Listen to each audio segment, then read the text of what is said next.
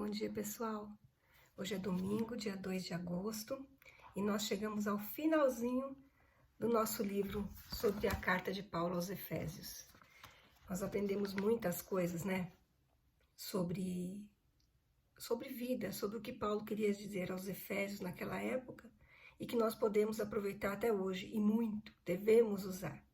E depois de tudo que nós aprendemos sobre comportamento, sobre coisas que a gente precisa fazer para a gente colher bons frutos, boas coisas nas nossas vidas, Paulo encerra falando sobre poder. Ele encerra falando sobre como a gente pode e deve lutar contra um inimigo que às vezes a gente não enxerga. Então vamos lá? Nós vamos ler hoje Efésios 6, de 10 a 24. É o final do livro de Efésios, da carta de Paulo aos Efésios.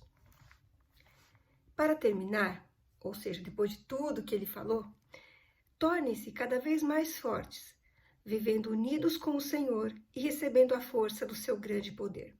Vistam-se com toda a armadura que Deus dá a vocês, para ficarem firmes contra as armadilhas do diabo. Pois nós não estamos lutando contra seres humanos, mas contra as forças espirituais do mal que vivem nas alturas, isto é, os governos, as autoridades e os poderes que dominam completamente esse mundo de escuridão. Por isso, peguem agora a armadura que Deus lhes dá. Assim, quando chegar o dia de enfrentarem as forças do mal, vocês poderão resistir aos ataques do inimigo. E depois de lutarem até o fim, vocês continuarão firmes, sem recuar. Portanto, estejam preparados, usem a verdade como cinturão, vistam-se com a couraça da justiça e calcem como sapatos a prontidão para anunciar a boa notícia de paz. E levem sempre a fé como escudo, para poderem se proteger de todos os dardos de fogo do maligno. Recebam a salvação como capacete e a palavra de Deus como a espada que o Espírito Santo lhes dá. Façam tudo isso orando a Deus e pedindo a ajuda dele. Orem sempre, guiados pelo Espírito de Deus. Fiquem alertas, não desanimem e orem sempre por todo o povo de Deus. E orem também por mim, a fim de que Deus me dê a mensagem certa, para que quando eu falar, fale com coragem e torne conhecido o segredo do Evangelho. Eu sou embaixador a serviço desse Evangelho, embora esteja agora na cadeia, portanto, orem para que eu seja corajoso e anuncie o Evangelho como devo anunciar. Tíquico, nosso querido irmão e fiel servo no trabalho do Senhor, lhes dará todas as notícias a meu respeito, para que vocês possam saber como estou passando. Eu o estou enviando a vocês para que ele conte como todos nós aqui estamos passando, a fim de que vocês fiquem animados com as informações que ele vai dar.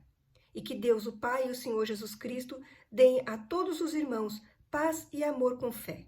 E que a graça de Deus esteja com todos os que amam o nosso Senhor Jesus Cristo, com um amor que não tem fim.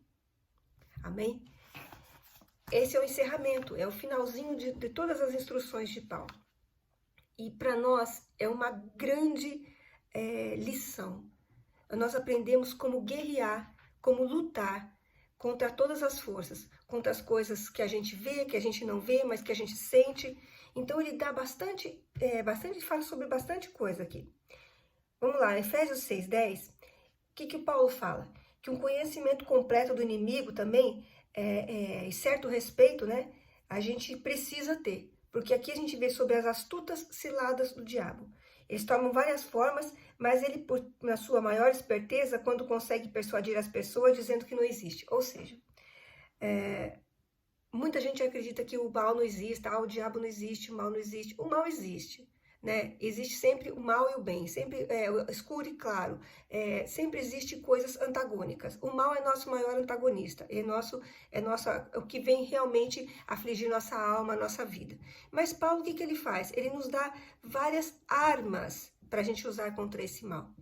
Toda vez que a gente assiste um filme, que a gente vê lá o herói do filme, geralmente o herói começa despreparado, coitadinho, né, não sabe nada, e aí ele vai o quê? Vai transcorrendo o filme e ele vai se preparando, ele vai sendo treinado, ele tem treinadores, geralmente ele tem pessoas que vão ensinando, ele tem mestres, ele tem sábios, então ele vai aprendendo como lutar e como no final derrotar o seu inimigo. Então é isso que Paulo está falando aqui para nós, porque a gente não pode subestimar esse inimigo. né? Se a gente subestimar, falar, não vai acontecer nada comigo, não tem nenhum problema comigo, a gente não vai aprender a lutar, a gente não vai se revestir das armas que Deus dá, né? Então, Paulo fala muito, sejam fortalecidos, cresçam, peguem essas armas e usem, né? Porque não adianta nada você ter na sua casa um armamento se você não sabe usar aquele armamento. E assim também na parte espiritual, na área espiritual. Então a gente pode ver aqui quais são as peças de uma armadura de um soldado romano. Como que é que ele se vestia, né, para ir para uma batalha? Ele usava um cinto, que era geralmente feito de couro, e esse cinto do soldado ajustava a túnica, aquela roupa dele, e prendia a espada. Olha lá, para o soldado marchar sem um impedimento. Então ele tinha uma coisa bem ajustada no corpo. A couraça era o que cobria tanto as costas quanto a frente quanto as costas, né? E protegia os órgãos vitais.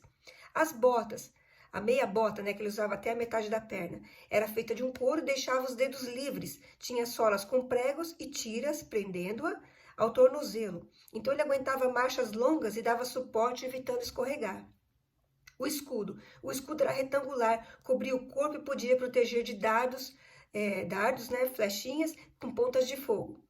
E o capacete? O capacete era feito de bronze, o capacete tinha um forro de feltro que tornava o peso suportável, e um visor com dobradiça que acrescentava uma proteção pela frente, ou seja, nada podia passar ali, nada podia ferir a cabeça do soldado, né? Só menor que nada podia ferir mesmo. Então, fala assim, menor que um machado, nada podia apresentar o capacete. Tinha que ser com muita força para quebrar aquele capacete. E a espada era a única peça da armadura usada tanto para ataque como para defesa. Esse é armamento, como o soldado romano ia para a guerra. Para nós, o que significa cada uma dessas armas? O cinto, aqui fala na palavra, né?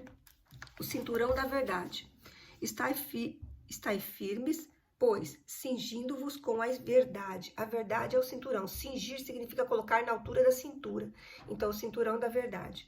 A couraça é a justiça. É a justiça que a gente tem por justiça, aquilo que não vai ferir, aquilo que não vai atravessar seus órgãos vitais. Você sabe que é justo, você sabe o que é correto. As botas levam a boa notícia do evangelho. Calçai-vos com, aqui, versão de escudo da fé, onde está? Calçai os pés com a preparação do evangelho da paz. Você conhece o evangelho e você vai levar esse evangelho. Os pés, né? Várias referências na Bíblia falam sobre os pés que levam o evangelho. É a pessoa que vai, é a que leva aquilo que foi designado para ela. O escudo, né? O escudo é a fé. A fé que a gente tem que ter, porque sem fé é impossível agradar a Deus. A fé que coisas que a gente não enxerga, que a gente não sabe onde estão, onde a gente não vê, mas a gente sabe que existe aqui dentro, porque é a nossa fé. Então, o nosso escudo é aquilo que nos protege nossos órgãos vitais. O capacete da salvação, a certeza de que Deus é conosco, a certeza do futuro com Deus, e nada pode ferir aquele capacete, nada pode atravessar, né? E a espada que é a palavra de Deus. Conhecer a palavra de Deus é uma arma incrível que você tem. Falar em arma soa meio estranho, né? Parece que você vai agredir alguém, mas não é isso que a palavra está dizendo. Está dizendo que é a única peça da armadura que serve tanto para ataque como para defesa. Olha só, quando você vai atacar o inimigo, quando ele vem com aquelas mentiras, quando ele vem com aquela palavra toda horrível sobre você, que você não é nada, que você não significa nada, que você é um fracassado, que você